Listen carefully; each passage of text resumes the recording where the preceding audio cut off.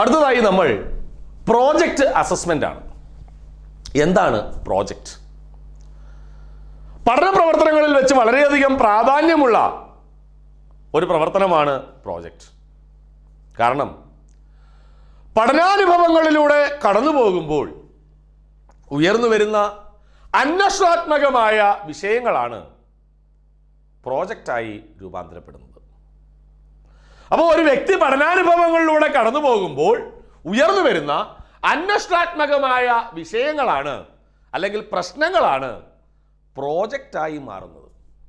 അതിനാൽ ഒരു പഠന പ്രവർത്തനം എന്ന നിലയിൽ പ്രോജക്റ്റിന് വളരെയധികം പ്രാധാന്യമുണ്ട്.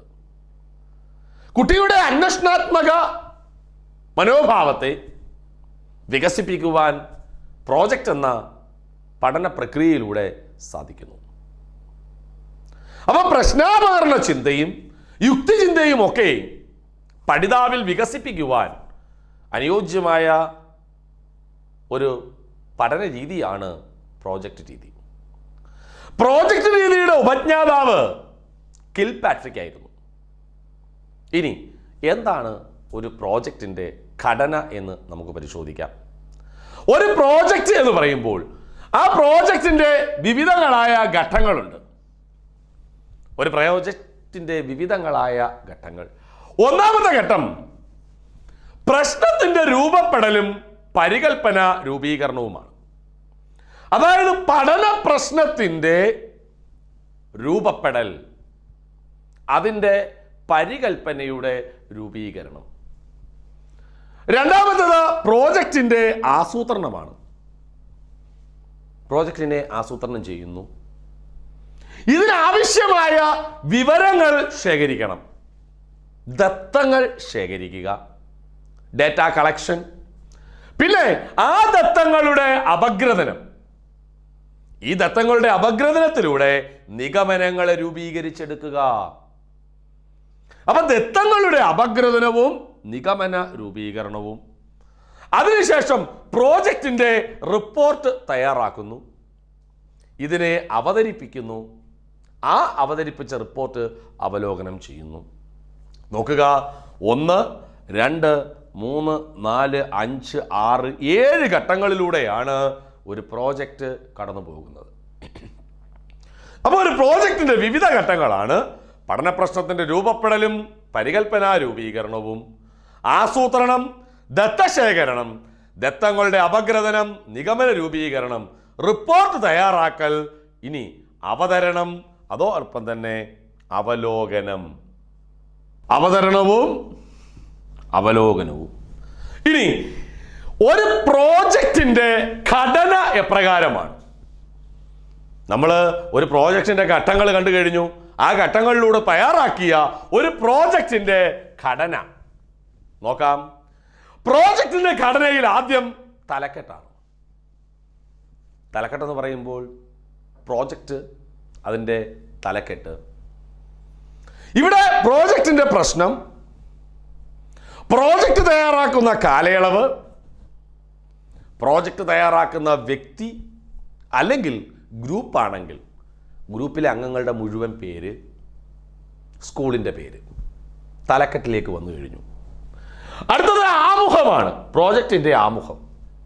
2, ഈ പ്രോജക്റ്റിൻ്റെ ആമുഖം കഴിഞ്ഞാൽ ഈ പ്രോജക്റ്റിൻ്റെ ഉദ്ദേശ്യങ്ങൾ, എന്തിനു വേണ്ടിയാണ് ഈ പ്രോജക്റ്റ് തയ്യാറാക്കുന്നത് എന്നതിനുള്ള ഉദ്ദേശ്യങ്ങളാണ് നമ്മൾ രേഖപ്പെടുത്തുന്നത്. അത് കഴിഞ്ഞാൽ പിന്നെ പഠന രീതി, ഈ പ്രോജക്റ്റ് തയ്യാറാക്കാൻ സ്വീകരിച്ചിരിക്കുന്ന പഠന രീതി, ശേഖരിച്ച ദത്തങ്ങൾ, ഏതൊക്കെ മാർഗങ്ങളിൽ നിന്ന്, എവിടെ നിന്നാണ് നമ്മൾ ദത്തങ്ങൾ ശേഖരിച്ചത്. അവിടെ ലിറ്ററേച്ചർ റിവ്യൂ ആണെങ്കിൽ ലിറ്ററേച്ചർ റിവ്യൂ, അതല്ല ഫീൽഡ് വിസിറ്റ് ആണെങ്കിൽ ഫീൽഡ് വിസിറ്റ്, അല്ലെങ്കിൽ അഭിമുഖമാണെങ്കിൽ അഭിമുഖം. അതിൽ ഏതിലൂടെയാണോ ശേഖരിച്ച ദത്തങ്ങൾ, ആ ശേഖരിച്ച ദത്തങ്ങളെ നമ്മൾ രേഖപ്പെടുത്തുന്നു. അപഗ്രഥനം, നിഗമനം. ഈ ദത്തങ്ങളെ നമ്മൾ അപഗ്രഥിച്ച് ഒരു നിഗമനത്തിൽ എത്തിച്ചേരുന്നു. പിന്നീട് നിർദ്ദേശങ്ങൾ, ഇത് ഉണ്ടെങ്കിൽ മാത്രം, റഫറൻസും ഉണ്ടെങ്കിൽ മാത്രം, പിന്നെ ഇതിൻ്റെ അനുബന്ധം. ഇത്രയുമാണ് ഒരു പ്രോജക്റ്റിൻ്റെ ഘടന എന്ന് പറയുന്നത്. അപ്പോൾ ഒരു പ്രോജക്റ്റിൻ്റെ ഘടന: തലക്കെട്ട്, ആമുഖം, ഉദ്ദേശ്യങ്ങൾ, പഠനരീതി, ശേഖരിച്ച ദത്തങ്ങൾ, അപഗ്രഥനം, നിഗമനം, നിർദ്ദേശങ്ങൾ, റഫറൻസ്, അനുബന്ധം. ഇനി നമുക്ക് ഒരു പ്രോജക്റ്റ് എപ്രകാരം അസസ് ചെയ്യാം, എന്താണ് ഒരു പ്രോജക്റ്റിന്റെ സ്റ്റെപ്പുകൾ, അല്ല ഓരോ സ്റ്റെപ്പും നമ്മൾ അസസ് ചെയ്യുമ്പോൾ ഏതൊക്കെ പോയിന്റ്സ് ആണ് നമ്മൾ നോട്ട് ചെയ്യേണ്ടത്, what are the key points noted in every stages. ഒരു പ്രോജക്റ്റ് അസസ്മെന്റിന്റെ 5 ഘട്ടങ്ങളുണ്ട്. ഒരു പ്രോജക്റ്റ് നമ്മുടെ കയ്യിൽ കിട്ടിയാൽ, അസസ് ചെയ്യാൻ കിട്ടിയാൽ, ഇതിലെ 5 മേഖലകളാണ് അസസ്മെന്റിനായി നമ്മൾ പരിശോധിക്കുന്നത്. അതിൽ ഒന്നാമത്തെ മേഖലയാണ് പ്ലാനിങ്. ഇവിടെ നമ്മൾ പ്രോജക്റ്റിന് 4, 3, 2, 1 എന്നിങ്ങനെ മാർക്ക് കൊടുക്കുകയാണ്. ഇവിടെ പ്ലാനിങ് എന്ന് പറയുന്ന first stage of project assessment. ഇവിടെ നമ്മൾ ഏതൊക്കെ പോയിന്റ്സ് ആണ് പരിഗണിക്കുന്നത്? പ്ലാനിങ്ങിൽ നമ്മൾ നോക്കുന്നത് ഒന്ന് റെലവൻസ് ഓഫ് ദ സ്റ്റഡി. ഈ പ്രോജക്റ്റിന്റെ relevance. 2, identification of problem. Selection of appropriate tools for data collection and analysis. ഇവിടെ നമ്മൾ ഒന്നാമത്തെ പ്ലാനിംഗ് എന്ന് പറയുന്ന സ്റ്റേജസിൽ നമ്മൾ നോക്കുന്നത് relevance of the study, identification of problem, selection of appropriate tools for data collection and analysis. രണ്ടാമത്തെ സ്റ്റെപ്പ് ഡേറ്റ കളക്ഷൻ ആണ്. ആ ഡേറ്റ കളക്ഷനിൽ നമ്മൾ ഏതൊക്കെയാണ് നോക്കുന്നത്? ഒന്ന് ആക്യുറസി ഓഫ് ഡേറ്റാസിന്റെ ആക്യുറസി. ഇനി relevance and reliability of datas നമ്മൾ പരിശോധിക്കുന്നു. അപ്പോൾ ആക്യുറസി നോക്കുന്നു, relevance and reliability of datas, ഇത് ഡേറ്റ കളക്ഷനിൽ നമ്മൾ പരിശോധിക്കുന്നു. ഈ ഡേറ്റ കളക്ട് ചെയ്തത്, അതിനായി ലിറ്ററേച്ചർ റിവ്യൂ ആണെങ്കിൽ ലിറ്ററേച്ചർ റിവ്യൂ, ഫീൽഡ് വിസിറ്റ് ആണെങ്കിൽ field visit, interview, observations and discussions. അപ്പൊ നോക്കുക, literature review, field visit, interviews, observations and discussions, ഇവയിലൂടെയാണോ ഈ ഡേറ്റാസ് കളക്ട് ചെയ്തത്? ആ ഡേറ്റാസിന്റെ ആക്യുറസിയെ പ്രകാരം അതിന്റെ റെലവൻസ് ആൻഡ് റിലയബിലിറ്റി എന്താണ് എന്ന് നമ്മൾ നോക്കി. മൂന്നാമത്തെ സ്റ്റേജസ് അല്ലെങ്കിൽ മൂന്നാമത്തെ കാര്യം, ഒരു പ്രോജക്റ്റ് അസസ് ചെയ്യാനായിട്ട് നമ്മൾ പരിശോധിക്കുന്നത് അനാലിസിസ് ആൻഡ് ഇന്റർപ്രിട്ടേഷൻ. അവിടെ ഡേറ്റാസിലെ അനാലിസിസ് ആൻഡ് ഇന്റർപ്രിട്ടേഷൻ എപ്രകാരമാണ്? Systematic arrangements of data analysis and interpretation. Systematic ആയിട്ടുള്ള അറേഞ്ച്മെന്റ്സ് ആണോ ഡേറ്റ അനാലിസിസിൽ, ആ ഡേറ്റ ഇന്റർപ്രിട്ടേഷനിൽ, പിന്നീട് അതിന്റെ കൺക്ലൂഷൻ. അപ്പൊ systematic arrangements of data analysis and interpretation and conclusion, ഇത് മൂന്നാമത്തെ കീ പോയിന്റ് ആണ്. നാലാമത്തത് പ്രസന്റേഷൻ ഓഫ് റിപ്പോർട്ടാണ്. ആ പ്രസന്റ് ചെയ്ത റിപ്പോർട്ടിന് അതിൻ്റെ ക്വാളിറ്റീസ് നമ്മൾ ചെക്ക് ചെയ്യണം. അതെങ്ങനെയാണ് ചെക്ക് ചെയ്യുന്നത്? അവിടെ നമ്മൾ പരിശോധിക്കുന്നത് report in logical and sequential order. Report എങ്ങനെയാണ്? ലോജിക്കലായിട്ടും സീക്വൻഷ്യലായിട്ടുമുള്ള ഓർഡറിലാണോ തയ്യാറാക്കിയിരിക്കുന്നത്? The report in logical and sequential order, authenticity of report. ആ റിപ്പോർട്ടിന്റെ ഒതന്റിസിറ്റി, അതിന്റെ ആധികാരികത. Correlation with project diary, project ഡയറിയുമായിട്ടുള്ള കോറിലേഷൻ. ഇനി അഞ്ചാമത്തതായിട്ട് നമ്മൾ നോക്കുന്നത്, പ്രോജക്റ്റ് എന്ന് പറയുമ്പോൾ എപ്പോഴും സമയബന്ധിതമായി പൂർത്തീകരിക്കേണ്ട ഒരു പ്രക്രിയയാണ്. അതിനാൽ അഞ്ചാമതായിട്ട് നമ്മൾ പരിഗണിക്കുന്നത് ഈ പ്രോജക്റ്റ് സമയബന്ധിതമായിട്ടാണോ പൂർത്തീകരിച്ചിരിക്കുന്നത്? നോക്കുക, ഒരു പ്രോജക്റ്റ് അസസ്മെന്റിൽ നമ്മൾ ഉപയോഗിക്കുന്ന കീ പോയിന്റ്സ്, ഒന്ന് പ്ലാനിംഗ് ആണ്. പ്ലാനിങ്ങിൽ നമ്മൾ പരിഗണിക്കുന്ന കാര്യങ്ങൾ ഏതൊക്കെയാണ്? Relevance of the study, identification of problem, selection of appropriate tools four data collection and analysis.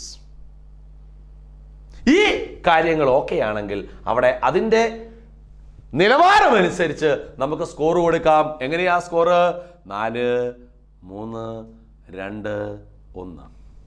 ഇങ്ങനെ 5 സ്റ്റെപ്പ് ആയി. 4 ടോട്ടൽ 20 ഒരു പ്രോജക്റ്റ് അസസ്മെന്റിന്റെ സ്കോർ. 20 ടോട്ടൽ സ്കോർ കൊടുക്കുന്നത്. ആ 20-ൽ എത്രയാണ് പ്രോജക്റ്റിൽ? ഇപ്പൊ ഒരു കുട്ടിയുടെ പോർട്ട്ഫോളിയോ നമ്മൾ തയ്യാറാക്കുമ്പോൾ വിഷയബന്ധിതമായി ഓരോ വിഷയത്തിനും ഒരു പ്രോജക്റ്റ് എങ്കിലും ഈ പോർട്ട്ഫോളിയോയിൽ ഉൾപ്പെടുത്തിയിരിക്കേണ്ടതാണ്. അപ്പൊ ആ ഒരു പ്രോജക്റ്റിന് നമ്മൾ കൊടുക്കുന്ന ടോട്ടൽ സ്കോർ 20. അതായത് ഓരോ ഘട്ടത്തിലും ഹയസ്റ്റ് 4 സ്കോറാണ്. 4, 3, 2, 1 എന്നിങ്ങനെ നമ്മൾ സ്കോർ കൊടുക്കുന്നു. ക്ലിയർ ആയല്ലോ? ഇനി ഒന്നാമത്തേത് relevance and identification of problem, selection of appropriate tools. ഇത് റെഡിയാണെങ്കിൽ 4. പിന്നെ ഡേറ്റ കളക്ഷൻ, അവിടെ accuracy, relevance and reliability of data. ഇവിടെ റിലവൻസ് ആൻഡ് റിലയബിലിറ്റി എന്ന് പറയുമ്പോൾ what are the sources used for data collection? Literature review, interviews, field trip, observation or the conclusion. അടുത്തത് analysis and interpretation ആണ്. Systematic arrangements, data analysis, interpretation and conclusion. Presentation of the റിപ്പോർട്ടിനകത്തോ report in logical and sequential order, authenticity of report and correlation with project diary. Then time bound completion. ഇവിടെ ഇതാണ് project. അപ്പോൾ ഇവിടെ നോക്കുക, ഒരു പ്രോജക്റ്റിന്റെ ഘട്ടങ്ങൾ, ഒരു പ്രോജക്റ്റിന്റെ ഘടന, ഒരു പ്രോജക്റ്റിന്റെ ഇവാലുവേഷൻ ഓർ അസസ്മെന്റ്. ക്ലിയർ ആയല്ലോ? അപ്പൊ നമ്മൾ ഒരു പ്രോജക്റ്റ് എപ്രകാരമാണ് വിലയിരുത്തുന്നതെന്ന് നമ്മൾ കണ്ടു കഴിഞ്ഞു. അപ്പൊ ഈ 5 ഘട്ടങ്ങൾ നമ്മൾ ഒരു പ്രോജക്റ്റിന്റെ വിലയിരുത്തലിൽ നമ്മൾ ഉപയോഗിക്കുമ്പോൾ ഇത് കൂടാതെ അധ്യാപകൻ പ്രത്യേകമായി ശ്രദ്ധിക്കേണ്ടുന്ന മറ്റൊരു വസ്തുത കൂടിയുണ്ട്. ഒരു പ്രോജക്റ്റ് നമ്മൾ തയ്യാറാക്കുമ്പോൾ ആ പ്രോജക്റ്റിലെ നിഗമനങ്ങളെ സാധൂകരിക്കുന്നതിനുള്ള കഴിവ് കുട്ടിയുടെ കഴിവാണ്. അവിടെ ഒരു പഠിതാവ് കണ്ടെത്തിയ നിഗമനങ്ങളുണ്ട്, അത് സാധൂകരിക്കാനുള്ള കഴിവ്, സ്വീകരിച്ച രീതികളും തന്ത്രങ്ങളും വിശദീകരിക്കുവാനും കണ്ടെത്തിയ കണ്ടെത്തലുകളെ വിനിമയം ചെയ്യുവാനുമുള്ള കഴിവ്, അത് ഈ പ്രോജക്റ്റിൽ പ്രകടിപ്പിച്ചിട്ടുണ്ടോ? ഇതുകൂടി ഒരു പ്രോജക്റ്റ് വിശകലനത്തിൽ നമ്മൾ ശ്രദ്ധിക്കേണ്ടതാണ്. നോക്കുക, നിഗമനങ്ങളെ സാധൂകരിക്കാനുള്ള കഴിവ്, അതോടൊപ്പം തന്നെ സ്വീകരിച്ച രീതി തന്ത്രങ്ങൾ ഇതേ വിശദീകരിക്കാനുള്ള കഴിവ്, പിന്നീട് കണ്ടെത്തിയ കണ്ടെത്തലുകളെ കൃത്യമായി വിനിമയം ചെയ്യാനുള്ള കഴിവ്. ഇതുകൂടി പ്രോജക്റ്റ് അസസ്മെന്റിൽ നമ്മൾ പരിശോധിക്കുന്നു. അടുത്തതായി നമ്മൾ പരിശോധിക്കുന്നത് അസൈൻമെന്റ് ആണ്. എന്താണ് ഒരു അസൈൻമെന്റ് എന്ന് പറഞ്ഞാൽ? ക്ലാസ് റൂം പ്രവർത്തനത്തിന്റെ തുടർച്ച എന്ന വണ്ണം ഏറ്റെടുക്കുന്ന പ്രവർത്തനങ്ങളെയാണ് അസൈൻമെന്റുകൾ എന്ന് പറയുന്നത്. അപ്പോൾ ഒരു ക്ലാസ് റൂം പ്രവർത്തനത്തിൽ ഉയർന്നു വരുന്ന അന്വേഷണാത്മകമായ പ്രശ്നങ്ങൾ പ്രോജക്റ്റുകളാകുമ്പോൾ ഒരു ക്ലാസ് റൂം പ്രവർത്തനത്തിന്റെ തുടർച്ച എന്ന വണ്ണം ഏറ്റെടുക്കുന്ന പ്രവർത്തനങ്ങളെയാണ് അസൈൻമെന്റുകൾ എന്ന് വിളിക്കുന്നത്. സമയബന്ധിതമായി പൂർത്തീകരിക്കേണ്ട ഒരു പഠന പ്രവർത്തനമാണ് അസൈൻമെന്റ്. ഇനി ഈ അസൈൻമെന്റിന്റെ ഏറ്റവും വലിയൊരു പ്രത്യേകത എന്താണ്? പഠിതാവിനെ നിലവിലത്തെ വികസന നിലയിൽ നിന്നും ഉയർന്ന നിലയിലേക്ക് കൊണ്ടുപോകാൻ അസൈൻമെന്റുകൾക്ക് സാധിക്കുന്നു. അപ്പം നിലവിലെ വികസന നിലയിൽ നിന്നും ഉയർന്ന നിലവാരത്തിലേക്ക് പഠിതാവിനെ എത്തിക്കാൻ കഴിവുള്ള പഠന പ്രവർത്തനമാണ് അസൈൻമെന്റ്. ഇനി ഒരു അസൈൻമെന്റ് തയ്യാറാക്കി കഴിയുമ്പോൾ ഈ അസൈൻമെന്റിനെ നമുക്ക് എപ്രകാരം വിലയിരുത്താനായി സാധിക്കും? അസൈൻമെന്റ് വിലയിരുത്തുന്നതും നേരത്തെ നമ്മൾ പറഞ്ഞ പോലെ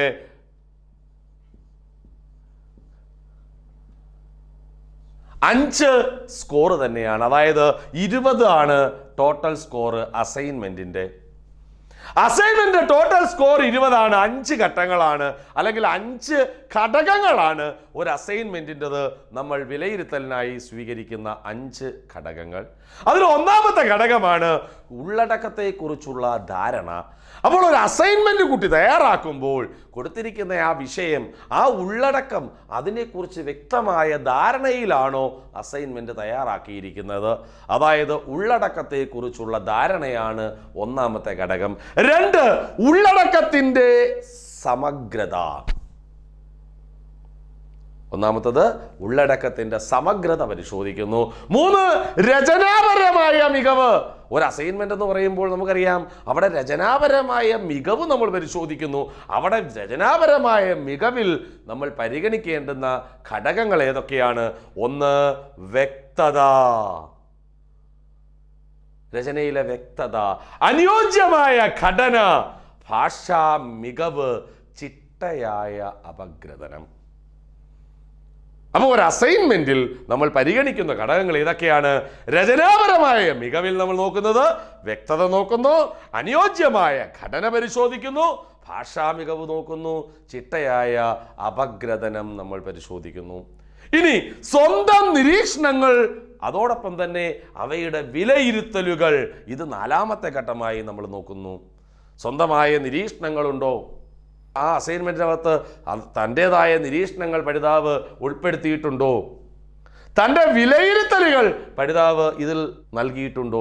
ഇത് നമ്മൾ പരിശോധിക്കുന്നു. പിന്നെയോ 5ാമതായിട്ട് സമയബന്ധിതമായ പൂർത്തീകരിക്കൽ. നമ്മൾ നേരത്തെ പറഞ്ഞു കഴിഞ്ഞു, സമയബന്ധിതമായി പൂർത്തീകരിക്കേണ്ട ഒരു പഠന പ്രക്രിയയാണ് അസൈൻമെന്റ്. കാരണം എന്തുകൊണ്ട് സമയബന്ധിതമായി പൂർത്തീകരിക്കണമെന്ന് പറയാൻ കാരണം, നിലവിലത്തെ പഠന നിലയിൽ നിന്നും വളരെയേറെ കുറെ കൂടെ ഉയർന്ന നിലയിലേക്ക് പഠിതാവിനെ എത്തിക്കാൻ കഴിയുന്ന ഒരു പഠന പ്രവർത്തനമാണ് അസൈൻമെന്റ്. അപ്പോൾ സമയബന്ധിതമായ പൂർത്തീകരിക്കൽ. ഇനി ഈ സമയബന്ധിതമായ പൂർത്തീകരിക്കൽ, ഈ 5 ഘടകങ്ങൾ നമ്മൾ മൂല്യനിർണ്ണയത്തിനായിട്ട് നമ്മൾ പരിഗണിക്കുന്നു എങ്കിൽ തന്നെയും ഈ മൂല്യനിർണ്ണയം നമ്മൾ നടത്തുമ്പോൾ മറ്റൊരു ഘടകം കൂടി അധ്യാപകൻ ശ്രദ്ധിക്കേണ്ടതായിട്ടുണ്ട്. അതായത് പഠിതാവിൻ്റെ ചിന്താശേഷി എത്രമാത്രം ഈ അസൈൻമെന്റിൽ പ്രതിഫലിക്കുന്നു. പഠിതാവ് എത്രമാത്രം തൻ്റെ ചിന്താശേഷി ഈ അസൈൻമെന്റിൽ നൽകിയിട്ടുണ്ട് എന്നതുകൂടി നമ്മൾ പരിശോധിക്കുന്നു. ഇവിടെ നോക്കുക, ഇവിടെ ഉള്ളടക്കത്തെക്കുറിച്ചുള്ള ധാരണ, ഉള്ളടക്കത്തിന്റെ സമഗ്രത, രചനാപരമായ മികവ്, വ്യക്തമായ അനുയോജ്യമായ ഘടന, ഭാഷാ മികവ്, ചിട്ടയായ അപഗ്രഥനം, സ്വന്തം നിരീക്ഷണങ്ങൾ, അതിൻ്റെ വിലയിരുത്തലുകൾ, സമയബന്ധിതമായ പൂർത്തീകരിക്കൽ, അവസാനം പഠിതാവിൻ്റെ ചിന്തനശേഷി എത്രമാത്രം ഇതിൽ ഉപയോഗിച്ചിരിക്കുന്നു എന്നതും നമ്മൾ പരിശോധന വിധേയമാക്കുന്നു. അസൈൻമെന്റ് കഴിഞ്ഞാൽ അടുത്തത് പിന്നെ നമ്മൾ ചെയ്യാനുള്ളത് സെമിനാറാണ്. അപ്പൊ സെമിനാറിനെ എപ്രകാരം നമുക്ക് വിലയിരുത്താം? പഠന പ്രവർത്തനത്തിന്റെ ഭാഗമായി വരുന്ന അടുത്ത ഒരു പദ്ധതിയാണ് സെമിനാർ. എന്താണ് ഒരു സെമിനാർ? ഒരു വിഷയത്തെ വളരെയേറെ ഗാഢമായ അപഗ്രഥനത്തോടു കൂടി സമീപിച്ചുകൊണ്ട് വിവിധ അഭിപ്രായങ്ങളിലൂടെ പ്രശ്നത്തിൻ്റെ സമന്വിതമായ രൂപത്തിലേക്ക് എത്തിച്ചേരുന്ന പഠന പ്രക്രിയ.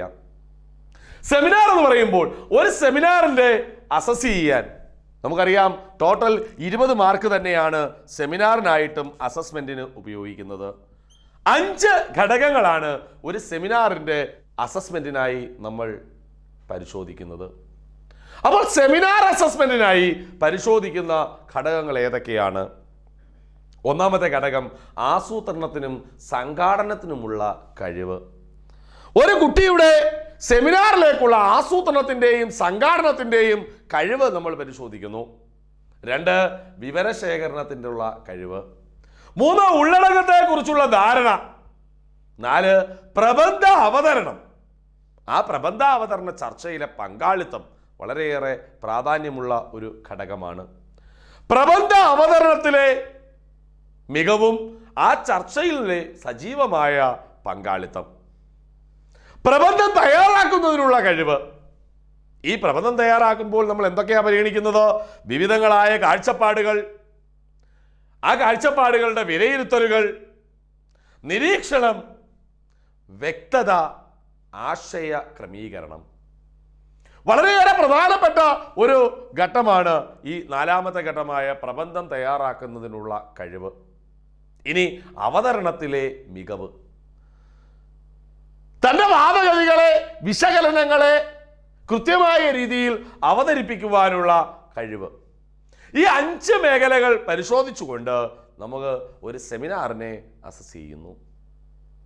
അപ്പോൾ ഇവിടെ ആസൂത്രണത്തിനും സംഘാടനത്തിനുമുള്ള കഴിവ്, വിവരശേഖരണത്തിനായുള്ള കഴിവ്, ഉള്ളടക്കത്തെക്കുറിച്ചുള്ള ധാരണ, പ്രബന്ധ അവതരണം, ചർച്ചയിലെ പങ്കാളിത്തം, പ്രബന്ധ യുക്തിപൂർവ്വം സമർത്ഥിക്കാനുള്ള കഴിവ്, പിന്നീട് പ്രബന്ധം തയ്യാറാക്കുന്നതിനുള്ള കഴിവ്, അവിടെ വിവിധങ്ങളായ കാഴ്ചപ്പാടുകൾ, വിലയിരുത്തലുകൾ, നിരീക്ഷണം, വ്യക്തത, ആശയ ക്രമീകരണം എന്നിവ പരിശോധിക്കുന്നു. ഇങ്ങനെ നമ്മൾ ഒരു സെമിനാറിനെ നമ്മൾ വിലയിരുത്തുന്നു. സെമിനാർ കഴിഞ്ഞാൽ അടുത്തത് വിലയിരുത്തുന്നത് നമ്മൾ പ്രാക്ടിക്കലിനെയാണ്. ഒരു പ്രാക്ടിക്കൽ വർക്ക് ഒരു കുട്ടി ഏർപ്പെടുമ്പോൾ ആ പ്രാക്ടിക്കലിനെ നാം എപ്രകാരം വിലയിരുത്തുന്നു? അപ്പോൾ ഒരു പ്രാക്ടിക്കൽ വർക്കിൽ ഒരു കുട്ടി ഏർപ്പെടുമ്പോൾ ആ പ്രാക്ടിക്കൽ വർക്കിനെ നമ്മൾ എപ്രകാരമാണ് അസസ് ചെയ്യുന്നത്? ആ പ്രാക്ടിക്കലും 20 മാർക്കിന് തന്നെയാണ്. ഈ 20 മാർക്കിന്റെ പ്രാക്ടിക്കൽ നമ്മൾ അസസ് ചെയ്യുമ്പോൾ നമ്മൾ നോക്കുന്നത് എന്തൊക്കെയാണ്? 1, ആസൂത്രണം നോക്കുന്നു. 2, ഉപകരണങ്ങൾ കൈകാര്യം ചെയ്യാനുള്ള കഴിവ്. ഒരു പ്രാക്ടിക്കൽ വർക്കിലാവുമ്പോൾ ആ പ്രാക്ടിക്കൽസിലെ ആ ഉപകരണങ്ങളെ കൃത്യമായും കൈകാര്യം ചെയ്യുവാനുള്ള കഴിവ് കുട്ടിക്കുണ്ടോ എന്ന് നമ്മൾ പരിശോധിക്കുന്നു. 3ാമത്തത് പ്രവർത്തനത്തിൻ്റെ സൂക്ഷ്മത.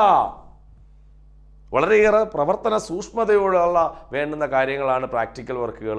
അപ്പോൾ ആ പ്രവർത്തനത്തിലെ ആ സൂക്ഷ്മത എന്ന് പറയുന്ന മേഖലയിൽ നമ്മൾ പരിഗണിക്കുന്നത് ചരങ്ങളുടെ നിയന്ത്രിക്കൽ.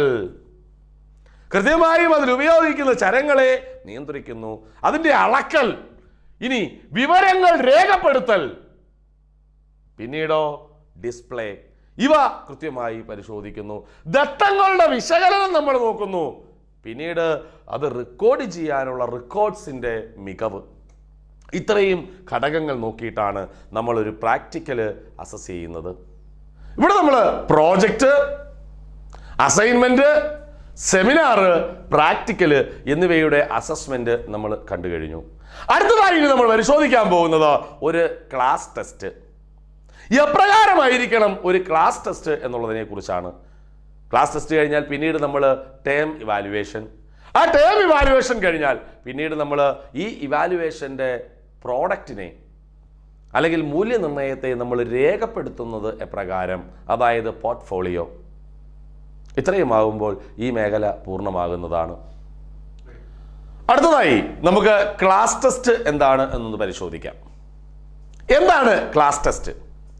പഠിതാക്കൾ നേരിടുന്ന ബുദ്ധിമുട്ടുകളെ അപ്പോൾ തന്നെ കണ്ടെത്തി അവയെ പരിഹരിക്കുന്നതിനായിട്ടുള്ള ഉപാധിയായാണ് ക്ലാസ് ടെസ്റ്റുകളെ നമ്മൾ ഉപയോഗിക്കുന്നത്. ഒരു ക്ലാസ് ടെസ്റ്റ് നടത്തുമ്പോൾ എന്തൊക്കെ കാര്യങ്ങളാണ് നമ്മൾ പരിഗണിക്കേണ്ടത്? 1, പഠിതാക്കളുടെ ഫീഡ്ബാക്ക് അപ്പോൾ ലഭിക്കുന്നതിന് വേണ്ടിയിട്ടാണ് നമ്മൾ ക്ലാസ് ടെസ്റ്റ് നടത്തുന്നത്. അതിനാൽ ഈ ഫീഡ്ബാക്ക് ലഭിക്കാനുള്ള ഒരു മാർഗമായിട്ടായിരിക്കണം ക്ലാസ് ടെസ്റ്റിനെ ഉപയോഗിക്കേണ്ടത്. 2, എഴുത്തു പരീക്ഷ, പെർഫോമൻസ് ടെസ്റ്റ് എന്നിവയുടെ രൂപത്തിൽ നമുക്ക് ക്ലാസ് ടെസ്റ്റ് സംഘടിപ്പിക്കാം. കൃത്യമായി എഴുത്തു പരീക്ഷ മാത്രമാകണമെന്നില്ല, പെർഫോമൻസ് ടെസ്റ്റും ആകാവുന്നതാണ്. 3, യൂണിറ്റ് തീരുന്ന മുറയ്ക്കോ അല്ലെങ്കിൽ ഒരു നിശ്ചിത ഭാഗം തീരുന്ന മുറയ്ക്കോ ആണ് ക്ലാസ് ടെസ്റ്റ് നടത്തേണ്ടത്. ഒന്നിലധികം യൂണിറ്റുകൾ ഉൾപ്പെടുത്തി ഇതൊരു വലിയ ടെസ്റ്റായി കൊണ്ടുപോകാൻ പാടില്ല. അപ്പോൾ ഏതെങ്കിലും ഒരു ഭാഗം തീരുന്ന മുറയ്ക്ക് അല്ലെങ്കിൽ ഒരു യൂണിറ്റ് തീരുന്ന മുറയ്ക്ക് നമുക്ക് ക്ലാസ് ടെസ്റ്റ് നടത്താം. ഒരിക്കലും ഒന്നിലധികം യൂണിറ്റുകളെ ഉൾപ്പെടുത്തി ഇത് വിഷയബാഹുല്യം ഉണ്ടാകാതെ നോക്കേണ്ടതാണ്. മാത്രമല്ല കുട്ടികളുടെ എല്ലാവരുടെയും പങ്കാളിത്തം കൃത്യമായും ക്ലാസ് ടെസ്റ്റിന് ഉറപ്പുവരുത്തണം. ഇപ്പൊ എല്ലാ കുട്ടികളുടെയും പങ്കാളിത്തം ഉറപ്പുവരുത്തണം. അനൗപചാരിക സ്വഭാവത്തോടു കൂടി ഉള്ളത് ആയിരിക്കണം ക്ലാസ് ടെസ്റ്റ്. എന്ന് വെച്ചാൽ പ്രിന്റ് ചെയ്ത ക്വസ്റ്റ്യൻ പേപ്പറോ ബ്ലൂ പ്രിന്റോ ഒന്നും ആവശ്യമില്ല, ടൈം ടേബിളോ ഒന്നും ആവശ്യമില്ല. അനൗപചാരിക സ്വഭാവത്തോടു കൂടിയുള്ളതായിരിക്കണം ക്ലാസ് ടെസ്റ്റ്. കുട്ടികളുടെ പ്രശ്നങ്ങൾ, കണ്ടെത്തിയ പ്രശ്നങ്ങൾ കുട്ടികളുമായി പങ്കുവെക്കുകയും തുടർ പ്രവർത്തനങ്ങൾ നടത്തപ്പെടുകയും വേണം. അപ്പൊ ക്ലാസ് ടെസ്റ്റ് നടത്തുന്നത് കുട്ടികളുടെ പ്രയാസങ്ങളെ കണ്ടെത്തി പരിഹരിക്കുന്നതിന് വേണ്ടിയാണ്. അപ്പോൾ അതിനുള്ള പരിഹാര മാർഗങ്ങൾ ക്ലാസ് ടെസ്റ്റ് കുട്ടികളുമായി പങ്കുവെച്ച്, അതിന്റെ പ്രശ്നങ്ങൾ കുട്ടികളുമായി പങ്കുവെച്ച് തുടർ പ്രവർത്തനങ്ങളിൽ ഏർപ്പെടണം. ഇനി ഇതിന്റെ ഭാഗമായി ഉണ്ടാകുന്ന ഉൽപ്പന്നം, ഈ ഉൽപ്പന്നത്തിൽ സ്കോറും നിർദ്ദേശവും എഴുതി രക്ഷകർത്താവിനെ ബോധ്യപ്പെടുത്തിയതിനു ശേഷം ഈ രേഖ അല്ലെങ്കിൽ ഈ ഉൽപ്പന്നം അധ്യാപകൻ സൂക്ഷിക്കേണ്ടതാണ്. അപ്പൊ ക്ലാസ് ടെസ്റ്റ് നടത്തുന്ന പേപ്പർ സൂക്ഷിച്ചു വെക്കേണ്ടത് അധ്യാപകന്റെ ഉത്തരവാദിത്തമാണ്. അടുത്തത് ടേം മൂല്യനിർണ്ണയമാണ്. എപ്രകാരമായിരിക്കണം ഒരു ടേം മൂല്യനിർണ്ണയം നമ്മൾ നടത്തേണ്ടത്? പുതിയ മൂല്യനിർണ്ണയ സമീപനത്തോട് പൂർണ്ണമായും നീതി പുലർത്തുന്ന തരത്തിലായിരിക്കണം ടേം മൂല്യനിർണ്ണയം നടത്തേണ്ടത്. അപ്പോൾ പുതിയ മൂല്യനിർണ്ണയ സമീപനത്തോട് പരമാവധി പൂർണ്ണമായും നീതി പുലർത്തുക. മനഃപ്പാഠമാക്കുന്നതിനെ ഒരിക്കലും പ്രോത്സാഹിപ്പിക്കരുത്. കുട്ടികളുടെ മനഃപ്പാഠ പഠനത്തെ ഒരിക്കലും പ്രോത്സാഹിപ്പിക്കുന്നതാകരുത് ടേം മൂല്യനിർണ്ണയം. ഗവേഷണ മനോഭാവത്തോടുകൂടി ഫലങ്ങളെ വിശകലനം ചെയ്യാൻ സഹായകരമായ രീതിയിലായിരിക്കണം ടേം മൂല്യനിർണ്ണയം. അപ്പൊ ഫലങ്ങളെ ഗവേഷണ മനോഭാവത്തോടുകൂടി വിശകലനം ചെയ്യാൻ പര്യാപ്തമായ രീതിയിലായിരിക്കണം ടേം മൂല്യനിർണ്ണയം. മൂല്യനിർണ്ണയ ഫലങ്ങളെ വിശകലനം ചെയ്ത് അതത് തലങ്ങളിൽ തുടർ പ്രവർത്തനങ്ങളെ സജ്ജമാക്കണം. അപ്പൊ അതത് തലങ്ങളിൽ തന്നെ തുടർ പ്രവർത്തനങ്ങൾ ഏർപ്പെടുത്തണം. അപ്പൊ മൂല്യനിർണ്ണയത്തിലെ ഫലങ്ങളെ അപ്പോൾ തന്നെ വിശകലനം ചെയ്യേണ്ടതാണ്. അതത് തലങ്ങളിൽ വിശകലനം ചെയ്യുക. എന്നിട്ടോ തുടർ പ്രവർത്തനങ്ങളെ ഏറ്റെടുക്കുക. തീർന്നില്ല. ഈ തുടർ പ്രവർത്തനങ്ങൾ ഏറ്റെടുത്തു കഴിഞ്ഞാൽ, ഫലങ്ങൾ വിശകലനം ചെയ്ത് തുടർ പ്രവർത്തനങ്ങൾ ഏറ്റെടുത്തു കഴിഞ്ഞാൽ പഠന പ്രക്രിയ പരിഗണിച്ചും വിഷയബന്ധിതവുമായിട്ടായിരിക്കണം ടേം മൂല്യനിർണ്ണയം നടത്തേണ്ടത്. ഇതിന്റെ ഫലം കൃത്യമായി രേഖപ്പെടുത്തി അധ്യാപകൻ സൂക്ഷിക്കേണ്ടതാണ്. അതായത് തുടർ മൂല്യനിർണ്ണയത്തിലും ടേം മൂല്യനിർണ്ണയത്തിന്റെയും ഫലങ്ങൾ രേഖപ്പെടുത്തി നിരന്തര മൂല്യനിർണ്ണയ ഫലത്തോടൊപ്പം ക്ലാസ്സിൽ പങ്കുവെക്കുകയും കുട്ടിയുടെ പഠന പുരോഗതി രക്ഷകർത്താവിനെ ബോധ്യപ്പെടുത്തിയതിനു ശേഷം അധ്യാപകൻ സൂക്ഷിക്കുന്നു. ഇപ്രകാരം നിരന്തര മൂല്യനിർണ്ണയത്തിലൂടെ കണ്ടെത്തിയ കുട്ടിയെ സംബന്ധിക്കുന്ന വിവരങ്ങൾ അധ്യാപകൻ സൂക്ഷിക്കുന്നതാണ് പോർട്ട്ഫോളിയോ. അപ്പം നിരന്തര മൂല്യനിർണ്ണയത്തിലൂടെയും ടേം മൂല്യനിർണ്ണയത്തിലൂടെയും ഒക്കെ കണ്ടെത്തിയ കുട്ടിയുടെ പഠന പുരോഗതി സംബന്ധമായ രേഖകളാണ് പോർട്ട്ഫോളിയോയിൽ ഉൾപ്പെടുത്തുന്നത്. ഏതൊക്കെ രേഖകളാണ് ഈ പോർട്ട്ഫോളിയോയിൽ ഉൾപ്പെടുത്തുക? ഏതൊക്കെ രേഖകളാണ് അധ്യാപകൻ പോർട്ട്ഫോളിയോയിൽ ഉൾപ്പെടുത്തുന്നത്? ഒന്ന്, LP ക്ലാസ്സുകളിലാണെങ്കിൽ കുട്ടികളുടെ നോട്ട് ബുക്ക് പോർട്ട്ഫോളിയോയിൽ ഉൾപ്പെടുത്തുന്നു. കുട്ടികളുടെ നോട്ട് ബുക്ക്, ക്ലാസ് ടെസ്റ്റിന്റെ രേഖകൾ, റെക്കോർഡുകൾ, അത് സബ്ജക്റ്റ് വൈസ് ആണ്. ഓരോ സബ്ജക്റ്റ് വൈസും കുട്ടിയുടെ റെക്കോർഡുകൾ, അസൈൻമെന്റ് അത് ഒരെണ്ണമെങ്കിലും വേണം ഓരോ സബ്ജക്റ്റിനും. സെമിനാർ റിപ്പോർട്ട് അത് ഏതെങ്കിലും ഒരെണ്ണം, അത് ഓരോ സബ്ജക്റ്റ് ഓറിയന്റഡ് ആണ്. പ്രാക്ടിക്കൽസ് 2 എണ്ണം. പ്രോജക്റ്റ് റിപ്പോർട്ട് വിഷയബന്ധിതമായി 1. കുട്ടികളുടെ മറ്റ് വിവരങ്ങൾ, അതോടൊപ്പം മറ്റ് വികസന മേഖലകൾ. ഇവിടെ കുട്ടിയുടെ കളക്ഷൻസ് വരുന്നുണ്ട്, റെക്കോർഡുകൾ വരുന്നുണ്ട്, അസൈൻമെന്റ് വരുന്നുണ്ട്. ഇത്തരത്തിൽ ഇത്രയും ഘടകങ്ങൾ ചേർന്നതാണ് പോർട്ട്ഫോളിയോ. അപ്പോൾ ഒരു കുട്ടിയുടെ എല്ലാത്തരം വികസന മേഖലകളെയും എഴുതി തയ്യാറാക്കി ഒരു റിപ്പോർട്ട് പോലെ അധ്യാപകൻ സൂക്ഷിക്കുന്നു. ഇത്തരത്തിൽ സൂക്ഷിക്കുന്ന ഈ രേഖയാണ് പോർട്ട്ഫോളിയോ. ഇനി പോർട്ട്ഫോളിയോ അസസ്മെന്റും പോർട്ട്ഫോളിയോയുടെ പ്രാധാന്യവുമാണ് നമുക്ക് നോക്കാനുള്ളത്. അപ്പോൾ ഒരു പോർട്ട്ഫോളിയോ എന്ന് പറഞ്ഞാൽ ഒരു കുട്ടിയുടെ പൂർണ്ണമായ വികസനത്തെ നമുക്ക് രേഖപ്പെടുത്തുന്നതാണ്. അതുകൊണ്ട് തന്നെ കുട്ടിയുടെ ഒരു വർഷത്തെ മുഴുവനുമുള്ള പ്രവർത്തനങ്ങൾ, ശേഖരണങ്ങൾ എന്നിവയിലൂടെ നേടിയ അന്തിമ നേട്ടത്തെ പോർട്ട്ഫോളിയോ പ്രതിനിധാനം ചെയ്യുന്നു. അപ്പോൾ ഒരു വർഷം മുഴുവൻ കുട്ടി നേടിയെടുത്ത അല്ലെങ്കിൽ പഠിതാവ് നേടിയെടുത്ത പ്രവർത്തനങ്ങളുടെയും അവൻ്റെ ശേഖരണങ്ങളുടെയും അന്തിമ നേട്ടങ്ങളുടെയും പ്രതിഫലനമാണ് പോർട്ട്ഫോളിയോ. പഠിതാവിൻ്റെ കഴിവിൻ്റെയും വികസനത്തിൻ്റെയും ആഴവും പരപ്പും അത് വ്യക്തമാക്കുന്നതാണ് പോർട്ട്ഫോളിയോ. ഇനി എന്തൊക്കെയാണ് ഈ പോർട്ട്ഫോളിയോസിൻ്റെ പർപ്പസ് എന്ന് നമുക്ക് നോക്കാം. പഠിതാവിൻ്റെ നേട്ടത്തിൻ്റെയും പുരോഗതിയുടെയും രേഖയാണിത്. അതുകൊണ്ട് തന്നെ ഇത് പഠിതാവിൻ്റെ പഠന നേട്ടത്തെ കാണിക്കുന്നു. പഠിതാവ് എന്ത് നേടി എന്ന് പരിശോധിക്കുവാനായിട്ട് സഹായിക്കുന്നത് പോർട്ട്ഫോളിയോയാണ്. പഠിതാവിൻ്റെ ശക്തിയും ദൗർബല്യവും വിശകലനം ചെയ്യുന്നു. പരിഹാരബോധനത്തിൻ്റെ ആവശ്യകത മനസ്സിലാക്കി തരുന്നു. ഉയർന്ന നൈപുണ്യ വികസനത്തെ സഹായിക്കുന്നു. അപ്പോൾ ഒരു പോർട്ട്ഫോളിയോയുടെ പർപ്പസ് എത്രയൊക്കെയാണ്, എന്തൊക്കെയാണ് പോർട്ട്ഫോളിയോയ്ക്കകത്ത് ഉണ്ടാകുന്നത്, പോർട്ട്ഫോളിയോയുടെ പ്രാധാന്യം എന്താണ്? പ്രാധാന്യം എന്ന് പറഞ്ഞാൽ ഒരു കുട്ടിയുടെ ഒരു വർഷം മുഴുവനുമുള്ള പ്രവർത്തനങ്ങളെയും ശേഖരണങ്ങളെയും അന്തിമ നേട്ടത്തെയും പ്രതിദാനം ചെയ്യുന്നതാണ് പോർട്ട്ഫോളിയോ. ഇത് പഠിതാവിൻ്റെ കഴിവിൻ്റെയും വികസനത്തിൻ്റെയും ആഴവും പരപ്പും വ്യക്തമാക്കുന്നു. പർപ്പസ് നോക്കാം. പഠിതാവിൻ്റെ നേട്ടത്തിൻ്റെയും പുരോഗതിയുടെയും രേഖയാണ്. നേട്ടത്തെ ഇത് കാണിക്കുന്നു. പഠിതാവ് നേടിയ പഠന നേട്ടത്തെ കാണിക്കുന്നു. പഠിതാവ് എന്ത് നേടിയെന്ന് പരിശോധിക്കുവാൻ സഹായിക്കുന്നു. പഠിതാവിൻ്റെ ശക്തിയും ദൗർബല്യവും വിശദീകരിക്കുവാനായിട്ടും വിശകലനം ചെയ്യുവാനായിട്ടും സാധിക്കുന്നു. പരിഹാരബോധനത്തിൻ്റെ ആവശ്യകത ഉയർത്തി കാണിക്കുന്നു. ഉയർന്ന നൈപുണി വികസനത്തിന് പഠിതാവിനെ സഹായിക്കുന്നു. പ്രിയമുള്ളവരെ, മൂല്യനിർണ്ണയം എന്ന മേഖല ഇവിടെ പൂർണ്ണമാവുകയാണ്. കൂടുതൽ വിവരങ്ങളുമായി അടുത്ത ക്ലാസ്സിൽ നമുക്ക് വീണ്ടും കണ്ടുമുട്ടാം. ഏവർക്കും നന്ദി, നമസ്കാരം.